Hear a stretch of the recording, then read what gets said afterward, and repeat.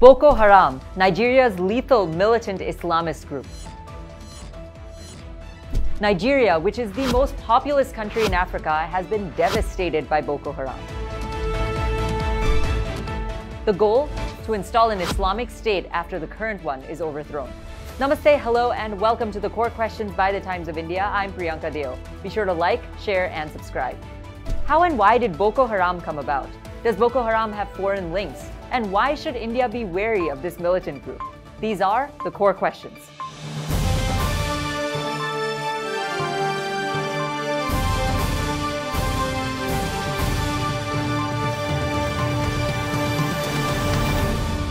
Boko Haram advocates a form of Islam that forbids or declares haram participation by Muslims in any political or social activity related to Western culture.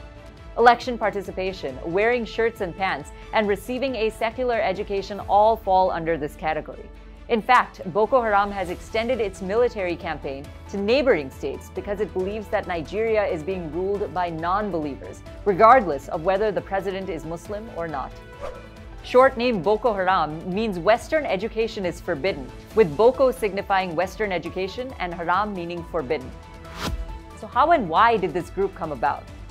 Since 1903, when what is now northern Nigeria, Niger, and South Cameroon came under British control, there has been a Muslim hostility to Western education. Many parents still refuse to enroll their children in publicly funded Western schools, an issue made worse by the ruling class's disregard for education. In addition to founding Boko Haram in Maiduguri in 2002, Muslim cleric Muhammad Yusuf also built a mosque and an Islamic school there. At the time, Yusuf's school was attended by a large number of underprivileged Muslim families from all over Nigeria. But the issue was, Boko Haram had interests beyond just schooling. The overall objective was to establish an Islamic state, and the institution turned into a hub for jihadi recruitment. Attacks on Maiduguri's police stations and other government facilities in 2009 resulted in shootouts on the city's streets. Thousands of citizens fled the city, and hundreds of Boko Haram followers were also slaughtered. After gaining possession of the organization's headquarters, Nigerian security personnel killed Mr. Yusuf. Boko Haram's demise was announced on state-run television networks. Yet, under the direction of Abubakar Shekau, its fighters regrouped and intensified their campaign. The USA classified Boko Haram as a terrorist group in 2013.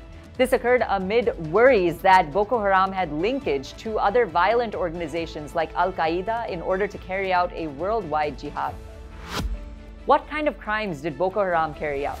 To kill police, politicians, and anybody else who opposed the group, including clergy from Muslim traditions and Christian preachers, Boko Haram initially employed shooters on motorbikes. The atrociousness of Boko Haram's actions increased.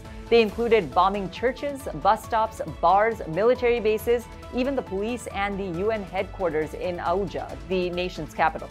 In May 2013, the Nigerian government proclaimed a state of emergency in Borno, Yobe, and Adamawa, the three states where Boko Haram had the biggest presence due to the rising violence. The largest ethnic group in these three states, the Kanuri, is where Boko Haram also finds its fighters. Because the majority of Kanuris have recognizable facial scars, Boko Haram members can be quickly identified. Does Boko Haram have foreign links? Several members of Boko Haram were expelled from Maiduguri as a result of the deployment of military and the creation of vigilante organizations. Members of Boko Haram spread to the Mandara Mountains and Sambisa Forest, which share a border with Cameroon.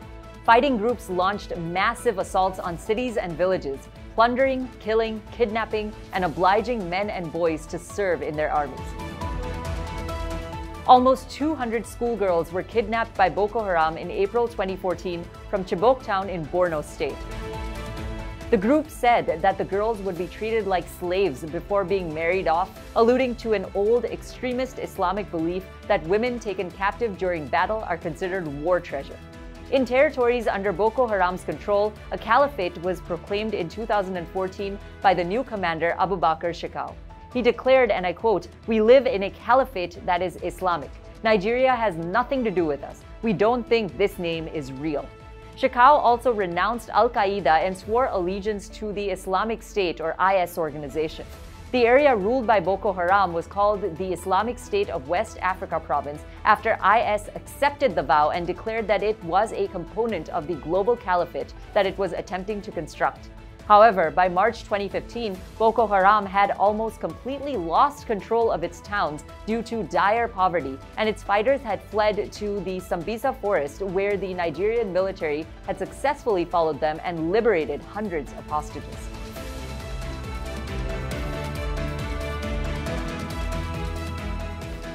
In 2016, Boko Haram had split with an IS video announcing that Mr. Shekau had been replaced with Abu Musab al-Barnawi, believed to be the son of Boko Haram's original founder, Muhammad Yusuf. Shekau refuted this, adamant that he was the group's leader. Following negotiations between militants, the governments of Nigeria and Switzerland, as well as the International Committee of the Red Cross, 21 of the Chibok girls who were held prisoner and considered to be Shekau's prized possessions were freed in 2016.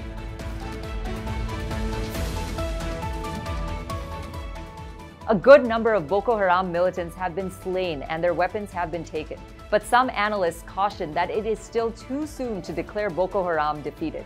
This is due to the fact that this organization, which was founded by a single person, has outlasted the majority of other terrorist organizations in Nigeria and has managed to establish a foothold in adjacent states where it has carried out attacks and recruited fighters. Why should India be wary of Boko Haram? Simply because the Islamist group may be closer to us than we realize. This extremist Sunni organization has sworn allegiance to ISIS, and there is evidence of the Islamic State's presence in India, notably in Kashmir. A thriving illegal drug trade also exists between India and Nigeria.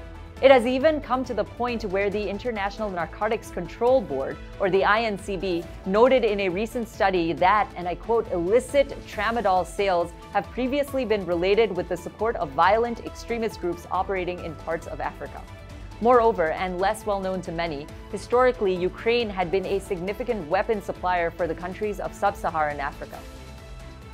A few months after the Russia-Ukraine conflict started, there have been reports of small arms and ammunition supplied by the West being discovered in the African regions ravaged by Islamist militancy, and it is safe to assume that Boko Haram was one of the beneficiaries. None other than Nigerian President Muhammadu Buhari provided the affirmation. Please like and share this video and be sure to subscribe as well. Thanks for watching the Core Questions by the Times of India. Until next time, this is Priyanka Deo signing off. Namaste.